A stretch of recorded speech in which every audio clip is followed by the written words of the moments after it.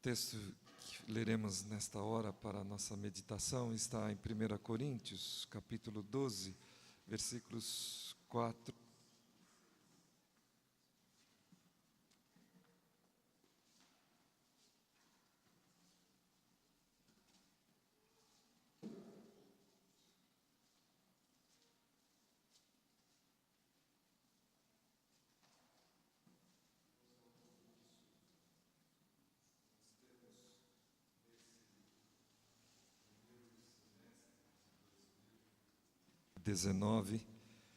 De meditar com os nossos irmãos nas várias frentes, da igreja a respeito da unidade que a palavra de Deus nos ensina, porque ela é saudável, porque ela é vida e porque ela traz aquilo que nós vamos viver eternamente.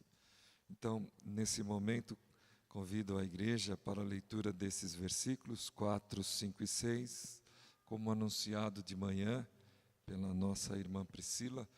Ela esse texto se caracteriza pela visão que esse tema nos permite. É assim que deve ser enxergado este tema que nós vamos ler nesse instante. Somente esses 3 versículos, e neles nós encontramos esta mensagem. Ora, os dons são diversos, mas o Espírito é o mesmo. E também há diversidade nos serviços, mas o Senhor é o mesmo. E há diversidade nas realizações, mas o mesmo Deus é quem opera tudo em todos. Somente esses versículos destacados aí de um texto maior, de muita importância, onde os irmãos, ao lerem, receberão uma orientação belíssima do apóstolo Paulo ao escrever à igreja em Corinto. Esta igreja, portanto, foi agraciada, abençoada com esta orientação sábia vinda desse servo de Deus. Então vamos compartilhar um pouco, e para iniciar, gostaria de perguntar aos irmãos se alguém aqui presente conhece o conto da carpintaria. Quem conhecer, levanta a mão. Não conhece? Então, eu vou tentar passar para os irmãos aqui de uma forma resumida. Conta-se que em uma carpintaria, certa vez houve uma estranha assembleia. Foi um verdadeiro bate-boca para acertar diferenças. O martelo exerceu a presidência, mas os participantes lhe notificaram que ele teria que renunciar. Não dá, não queremos a sua presidência. Qual a razão? Qual a causa? Você faz muito barulho. Além do mais, passa todo o tempo golpeando. Pode renunciar.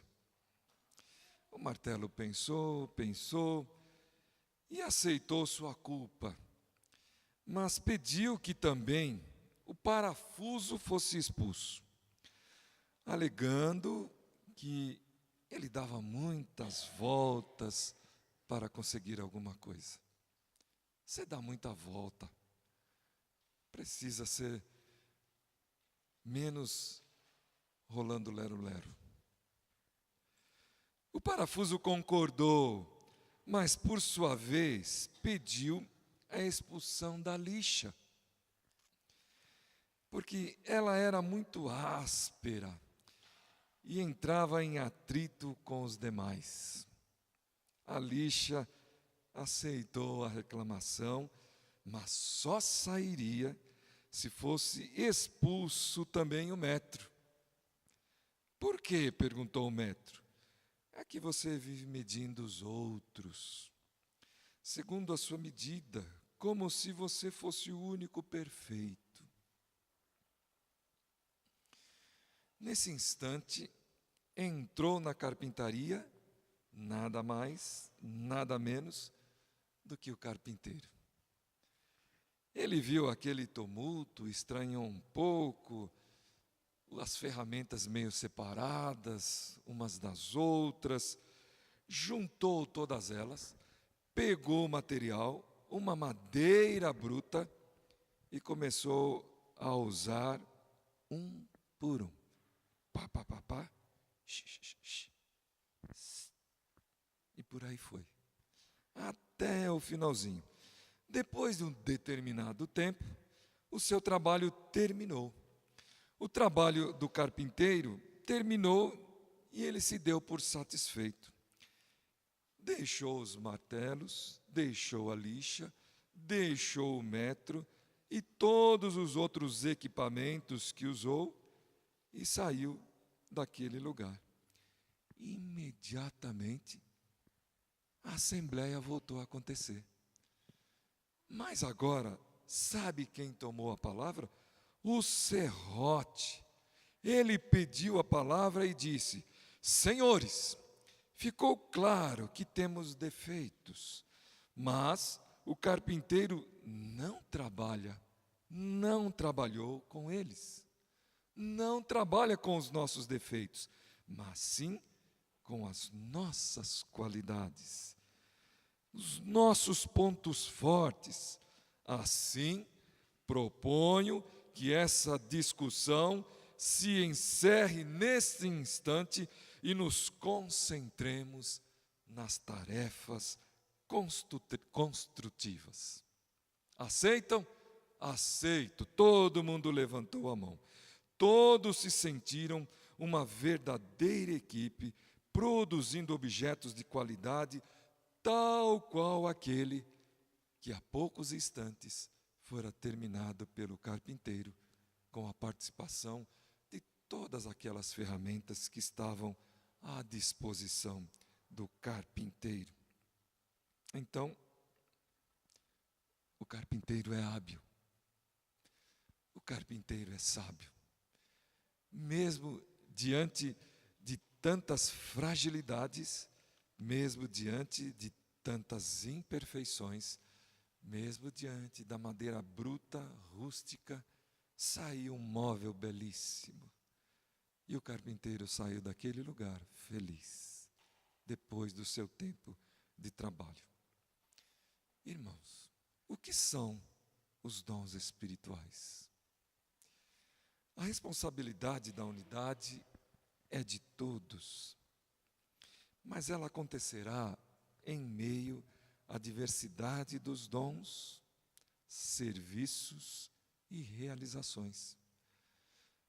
Esse texto que nós acabamos de ler faz questão de nos deixar isto bem claro ou perceptível. Vamos ler novamente? Voltem ao texto. Os dons são diversos, mas o Espírito é o mesmo. E também há diversidade nos serviços, mas o Senhor é o mesmo. E há diversidade nas realizações, mas o mesmo Deus é que opera tudo em todos. Talvez numa leitura assim, meio que rápida, de passagem, até superficial, nós pensemos o seguinte: será que Paulo não repetiu as mesmas coisas 3 vezes? Não. Então, para que nós comecemos essa nossa meditação, pensemos que há diversidade de dons, pensemos que há diversidade de serviços e que os serviços não querem dizer dons, e pensemos que há diversidade de realizações e que realizações não querem dizer dons e não querem dizer serviços. Cada um representa uma particularidade, mas que faz parte do ajuste que o Espírito, Senhor e Deus realiza no nosso meio. Então, o que são verdadeiramente estas orientações nos trazidas pelo apóstolo? Os dons são capacitações de origem espiritual. São presentes de Deus, Pai, Filho e Espírito, aos crentes. São capacitações espirituais, usando a expressão ou a palavra grega que está presente no texto, são carismas, são manifestações da graça de Deus, nunca do ser humano, são capacitações de Deus. Esta é uma primeira verdade que nós aprendemos com o apóstolo Paulo nos seus vários escritos a respeito deste assunto, a respeito desse tema. Mas há também uma outra coisa muito importante que estes escritos nos ensinam, inclusive esse trecho tão especial. Todo membro do corpo de Cristo, a igreja recebeu um ou mais dons. Então, podemos dizer o seguinte: todo que está em Cristo, todo que está em Cristo é um carismático. Às vezes a gente não compreende adequadamente as expressões e as usa de uma forma talvez indevida. Quando eu digo assim, eu não sou carismático, eu estou dizendo, eu não sou agraciado com o dom. Eu não sou agraciado com a dádiva. Eu não sou agraciado com a habilitação, com o preparo. Eu não sou agraciado por Deus, pelo Espírito, Senhor e Deus. Nenhum crente tem todos os dons, mas não existe crente sem pelo menos um dom, porque existe sempre um serviço, porque existe sempre um ministério a ser feito, e o será pelo dom que é dádiva do Espírito, feito através do crente, do cristão, de uma forma especial, realizado de uma forma especial, realizado de uma forma peculiar. Então, esta aparente e talvez inicial confusão que esses termos possam representar, possam aparentar, possam trazer para nós, são verdadeiramente destrinchados na palavra pela administração daquele que sabe muito bem diferenciar uma coisa da outra. E é importante que, se ainda não aprendemos, se ainda não sabemos direito, que nós busquemos a orientação divina, a orientação do Espírito, porque Ele nos dará. Não é Tiago que fala isto? Você precisa de entendimento, você precisa de conhecimento, você precisa de sabedoria? Peça a Ele, peça a Deus, e Ele vai bondosamente, como Ele faz com os dons, também te agraciar. Então, nesse sentido, é muito importante estas palavras ditas pelo apóstolo Paulo a esta igreja, porque de alguma forma esta igreja vivia com certeza uma certa confusão em torno desse assunto, em torno desse tema. Mas ainda há uma terceira coisa muito importante que nós queremos aprender com os nossos irmãos e com o texto ao meditarmos nesse texto. O dom é dado dentro dos limites de Jesus. Por favor, quem está com a sua Bíblia aí à disposição, abra o livro de Romanos, capítulo 12, versículo 3, e faça esta leitura para que nós acompanhemos, lendo na palavra e ouvindo também a leitura das Sagradas Escrituras. Romanos, capítulo 12, versículo 3.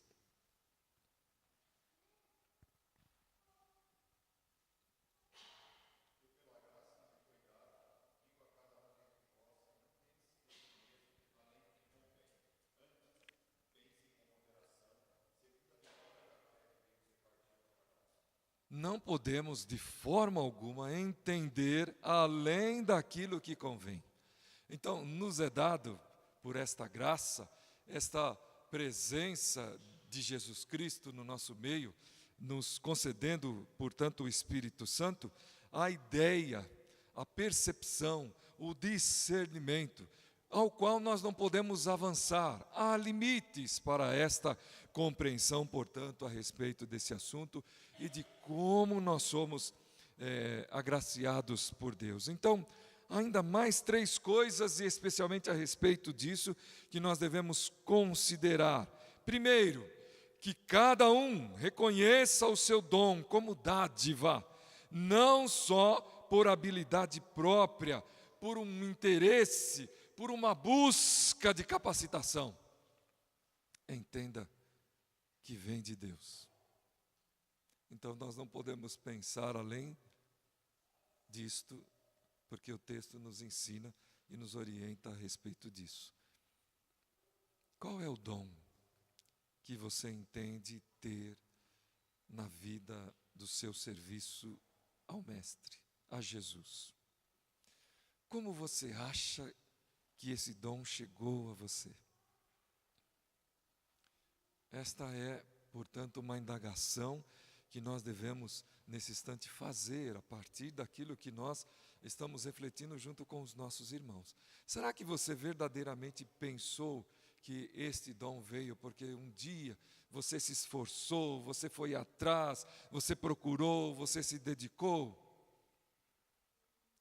Se a sua compreensão a respeito desse assunto está parada aí, o texto vem nos orientar que nós precisamos rever os nossos conceitos, pensar um pouco mais na nossa forma de compreender estas coisas. Mas eu disse que são 3 coisas ainda a respeito disso.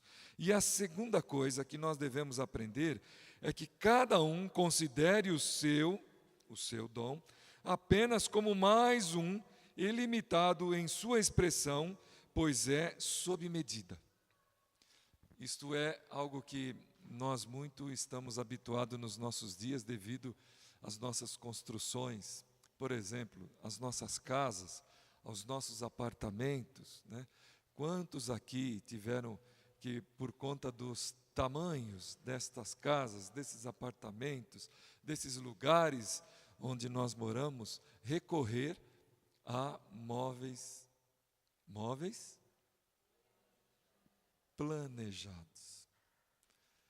Móveis do tamanho do lugar onde nós estamos, né, Eduardo?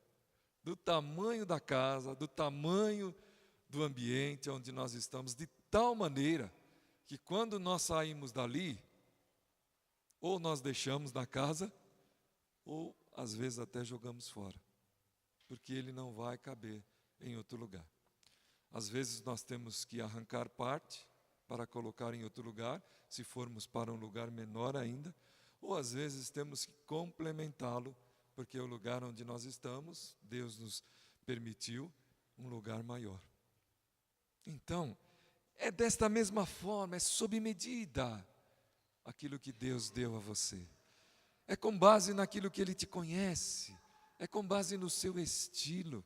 Por isso que o dom, embora seja diverso, ele pode até pertencer a mais de um servo de Deus, mas ele vai ter uma característica própria, que é a sua característica. E ele ainda vai ter algo muito importante, que é isso que nós estamos falando, que é a realização.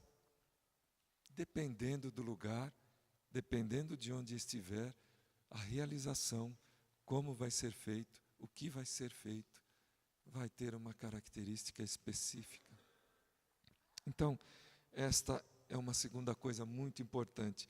Mas há uma terceira, como eu disse, que haja com diligência para o uso, não para a sua exaltação, mas para o benefício do corpo. É isto que o texto está nos fazendo entender. Então, quando o nosso irmão Joel lê o texto de Romanos, capítulo 12, versículo 3, ele faz uma recomendação muito séria, porque, segundo o que nós aprendemos aqui, 4, 5 e 6, embora haja diversidade de dons, diversidade de serviço, diversidade de realizações, há um Deus, Senhor, Espírito, que realiza todas as coisas em todos. Então, não é para o nosso deleite prioritariamente aquilo que nós recebemos de Deus. É para que sejamos canais de bênção.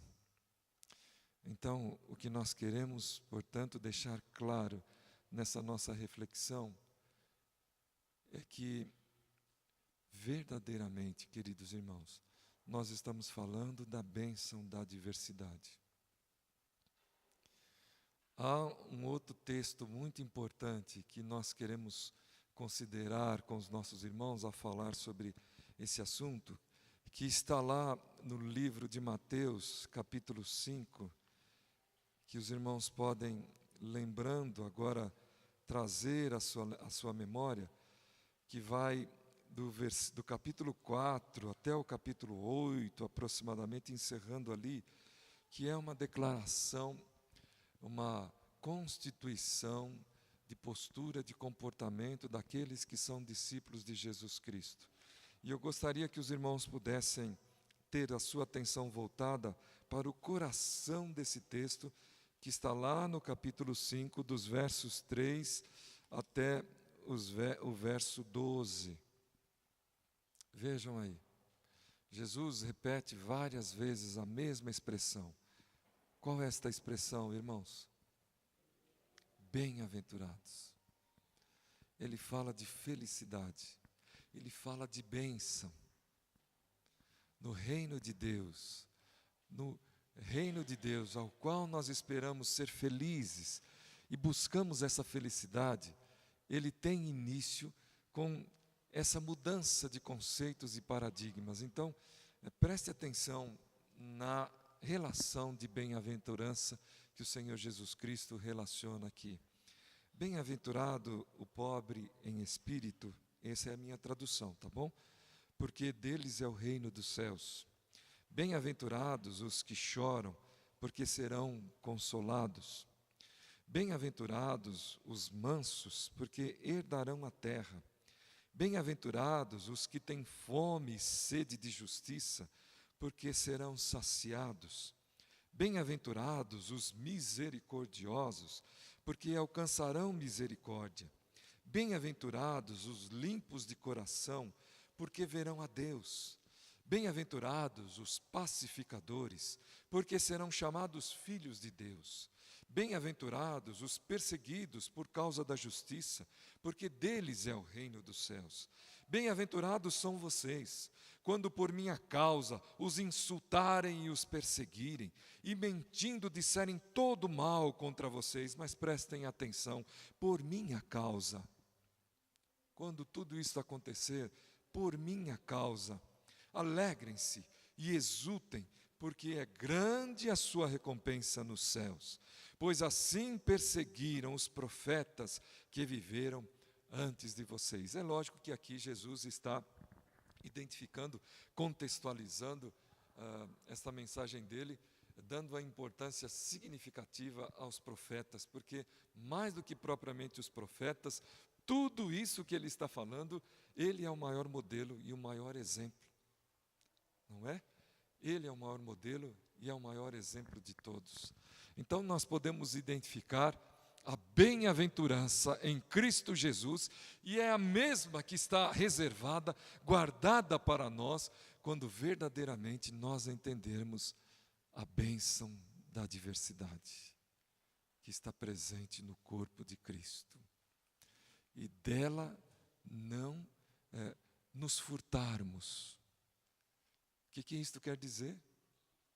E dela não fugirmos, e dela não corrermos, mas vivermos esta diversidade. Nós sabemos bem uma diversidade porque uma das práticas ainda muito fortes é o casamento, não é isso? 1 ano de casamento, é? Hoje? Hoje. Devemos assustá-los? Não é, não é? Não é porque isso eles já estão vivendo mesmo antes do casamento. Os choques, as surpresas, as situações novas que nós temos que enfrentar, por exemplo, num casamento. Mas que bênção é quando nós aprendemos a lidar com estas coisas. Que bênção é quando nós aprendemos a viver com estas coisas, com essa diversidade presente, vejam só, em um e outro. E é interessante que o elo principal desta convivência se chama amor. O elo principal desta convivência se chama amor. É por isso, queridos irmãos, que a palavra de Deus fala justamente que este é um instrumento eterno. Porque ele consegue verdadeiramente manter as diferenças unidas. Ele consegue trazer na diversidade a alegria, a bem-aventurança, conforme acabamos de ler aqui nas palavras do Senhor, no seu texto do Sermão do Monte, neste coração do texto que se chama bem-aventuranças. O amor verdadeiramente é aquilo que vai fazer com que, mesmo sendo oprimido, mesmo sendo espezinhado, mesmo aparentemente sendo deixado para trás, nós possamos dizer: muito obrigado, Senhor, porque isso que eu estou passando é porque o Senhor me disse que eu deveria segui-lo, e eu estou fazendo. Eu estou buscando, eu estou procurando, eu estou me esforçando, eu estou me dedicando para fazê-lo. E muito obrigado, porque até aqui o Senhor não me deixou, o Senhor não me largou a mão, o Senhor não me abandonou. Um último ponto de reflexão que nós queremos com os irmãos nesta noite é falar a respeito dessa bênção presente na diversidade a partir da distribuição dos dons e os seus propósitos. Paulo fala sobre os dons e sua distribuição em 5 oportunidades nos seus escritos. Aos Coríntios, como eu falei, ela vivia uma situação específica por 3 vezes. No capítulo 12, versículos 6 a 8, depois ele fala no outro trecho, dos versículos 8 a 10, e depois ele fala lá no versículo 28. E ainda, 12, de 6 a 8 é Romanos. O outro trecho de Coríntios é no capítulo 14. E em Efésios ele fala nos versículos de 11 a 3 do capítulo 4. Ele fala, portanto, desta dádiva do Senhor. No final do capítulo 14, ele também traz uma orientação bastante importante, ou seja, procurem com zelo os melhores dons. Lá no finalzinho do capítulo 14, depois de fazer uma extensa explanação a respeito desse assunto, ele traz uma orientação que é esta: procurem com zelo os melhores dons. Pensem por alguns instantes, irmãos, a respeito desta expressão e desta orientação de Paulo. Procurem com zelo os melhores dons. O Eduardo trouxe para a gente aí, há algum tempo atrás, um recurso de leitura da palavra, de silêncio, de meditação, de leitura 1, 2, 3 vezes, e depois trazer à luz o que o texto nos permitiu, né? Então, façam isso aí. Procurem com zelo os melhores dons. Mais uma vez, procurem com zelo os melhores dons. Paulo disse aos Coríntios: procurem com zelo os melhores dons. Pensem por alguns instantes. Temos refletido sobre a igreja, sua finalidade, sua constituição. O artigo 3º da Constituição da Igreja, lido várias vezes pela manhã, ressaltado várias vezes, diz que nós somos e temos como finalidade a pregação, o ensino, o serviço, a adoração e o agregar, né? O ajuntar pessoas e fazerem com que elas se sintam participantes.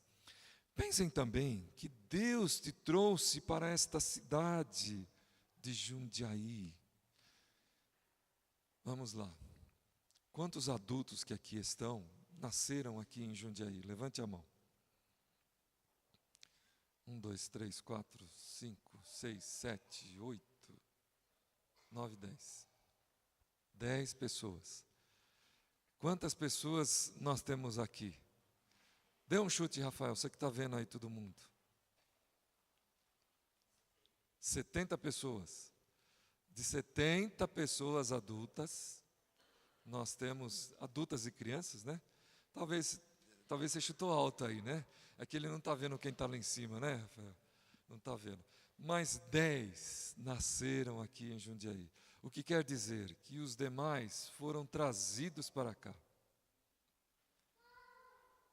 Quem que vocês acham que trouxe vocês para cá? Meu pai. Minha mãe. É meu pai e minha mãe que me trouxe para cá.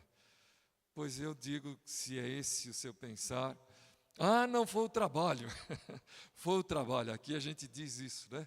Tem tanta gente aqui que vive esta circunstância. Foi o trabalho que me trouxe para cá. Mas eu quero dizer para você, nesta noite, não sei se uma novidade, mas é assim que eu creio. Foi Deus quem te trouxe para cá. Foi Deus quem te trouxe para esta cidade. Ao acaso?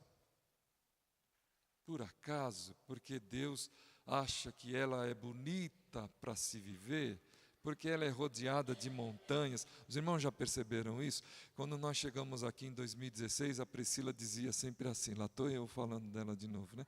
Ela dizia sempre assim, esta cidade é redonda, ela parece uma bacia rodeada de montanhas. Ela falava isso, era a impressão que ela tinha. Eu ficava pensando um pouco assim, né? Será que é uma bacia mesmo, né? Mas uma coisa não podemos negar, ela é rodeada de montes e montanhas, né? E a mãe da nossa irmã Flávia, que é carioca, disse de manhã para mim, falando para ela, eu não vou dirigir aqui em Jundiaí de jeito nenhum. Sabe por que ela disse isso? Ela disse que aqui os motoristas são grossos, são uns pés de chumbo, são um pessoal ruim de volante, uns braços duros. E uma outra coisa que ela falou é porque a cidade tem, não foi a Flávia, por favor, é a mãe dela. Porque aqui tem muita ladeira. Então, verdadeiramente, duas verdades. Duas verdades presentes aí, né? Há muita gente que precisa voltar para o banco da autoescola e há muita ladeira nesta cidade de Jundiaí. Talvez até eu também precise, viu, irmãos? Mas isto é um testemunho vivo e verdadeiro. Mas aí a gente fica perguntando, por que a sua mãe veio para Jundiaí? Para trazer a Flávia? Então, volta a pergunta que nós fizemos lá atrás, que Paulo deixou para nós. Procure com zelo os melhores dons. Meus irmãos, Deus não trouxe você aqui só para você reparar os montes, só para você reparar as ladeiras, para você entender que ela é uma bacia. Mas Deus trouxe aqui para que você visse as pessoas desta cidade, para que você entendesse as características das pessoas desta cidade, para que você entendesse as limitações, as fraquezas, os problemas, as dificuldades que estão presentes nesta cidade. E entendesse o seguinte, se ela é uma bacia, foi Deus quem fez primeiro, não foram as pessoas. Se ela tem ladeiras, não foram as pessoas que fizeram, talvez as pessoas foram lá e jogaram piche em cima, né? E jogaram construção, jogaram casa, isso as pessoas fizeram. Mas se ela é repleta de relevos, de distinções na geografia dela, no seu modelo geográfico, não foram as pessoas que fizeram, foi Deus quem as fez. E Deus convidou você para que em meio a esta obra dele, você pudesse compreender esse lugar, o habitante deste lugar, e pudesse ser útil neste lugar. Ser uma bênção neste lugar. Talvez, como a mãe da Flávia diz, você possa dizer, não, aqui eu não vou nem dirigir porque tem muita ladeira, o pessoal é muito grosso. Mas se Deus quer que ela dirija uma ambulância nesta cidade, ela tem que dirigir. Ela tem que dirigir. Para lá e para cá. com a sirene ligada, pedindo passagem, subindo os montes, descendo os montes, atravessando os rios em enchente, levando o que está em dificuldade, o pobre, o rico, neste lugar. Se Deus quer que isso aconteça, e é preciso, portanto, que nós reflitamos isso, e é isto que Paulo está dizendo: meu irmão, tenha zelo, e perceba o que eu quero que você faça neste lugar. Eu não te trouxe aqui porque aqui tem um monte de gente igual a você. Eu não te trouxe aqui porque aqui tem um monte de gente que pensa as mesmas coisas que você. Eu não te trouxe aqui porque aqui tem um monte de gente que eu quero que você marque programas com eles porque eles são iguaizinhos a você. Não. Eu te trouxe aqui porque eu quero que você seja uma bênção para estas pessoas que são diferentes de você. Para essas pessoas que moram lá em cima do monte, para essas pessoas que moram lá na beira dos rios, para essas pessoas que moram lá nos palácios, para essas pessoas que moram lá no casebre, embaixo do viaduto. Eu te trouxe aqui, porque eu te chamei, e eu te dou a dádiva para que você possa ser útil neste lugar. É isto, é somente isto. Então, agora, faça um breve exercício, que quem distribuiu é Deus, para a igreja, para aplicação em determinado lugar ou área de ministério, a partir do seu próprio jeito de ser. Depois de tudo, compartilhe com alguém. Peça ajuda. A Flávia, por exemplo, compartilhou comigo de manhã, não é? Isso foi provocado por Deus. Foi provocado por Deus. Deus nos concedeu alguns instantes, nós fomos no escritório, nós fomos fazer a impressão de um documento que louvamos a Deus, porque esse documento é muito importante para a IPI de Jundiaí, porque esse documento é a carta de transferência de igreja da Flávia. O que quer dizer? Deus te trouxe para esta igreja, que está nesta cidade e que tem muita gente diferente de você neste lugar. A começar por esses 70 que o nosso irmão destacou lá. Mas Deus te trouxe para que você seja uma bênção neste lugar. Não é mesmo, Helena? Tremeu aqui ou não? Foi a primeira vez? Aqui? Já cantou? É mesmo? Ninguém me falou. Ninguém me pediu permissão. Quem sou eu, né, irmãos? Quem sou eu a não ser para dizer para ela: Helena, seja bem-vinda. Como eu estou dizendo para a Flávia, eu digo para você também. Vem cantar aqui. Vem cantar aqui. Vem falar aqui na frente. Vem abraçar alguém e orar junto com esse alguém. Não é, Raquel? Vem na oração falar um pouquinho das lutas que você está vivendo. Vamos compartilhar, porque Deus está tocando o nosso coração. E Ele quer que nós sejamos uma bênção para o outro. Lembra do que nós pedimos a semana passada? Agora já estou pedindo pela segunda vez, né? Eu disse que não tinha pedido nenhuma vez aqui, e agora é pela segunda vez. Olha para quem está do seu lado e veja que ele é muito diferente de você, e entenda que Deus está te colocando aí para você ser uma bênção para esta pessoa. Não é para você dizer coisas que você não queira dizer, mas é para que você constate isso. Deus me colocou aqui para que eu seja uma bênção para este meu irmão, para esta igreja, para esta cidade, para este lugar. Para concluir, se amanhã alguém vier perguntar para você: conta para mim a fábula, o conto da carpintaria, você vai saber contar? Ou já esqueceu? Eu é que tive um lapso aí de meia hora, né, de uma memória recente. Os irmãos não. Contem o conto da carpintaria. Eu creio, ele não está na palavra, mas poderia estar, né? Poderia estar nas palavras de Jesus, nas suas parábolas, poderia estar nas palavras do apóstolo Paulo, escrevendo para Corinto, para Romanos, para Éfeso e para outros lugares também. Porque Ele está querendo que nós falemos disso a tempo e a fora de tempo. Seja uma bênção. Você é diferente, mas seja uma bênção. Os outros são diferentes, mas seja uma bênção.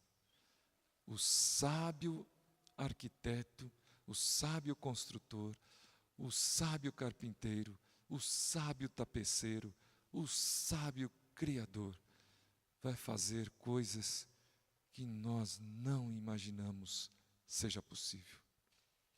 Deus nos abençoe e nos use para a sua honra e para a sua glória. Amém.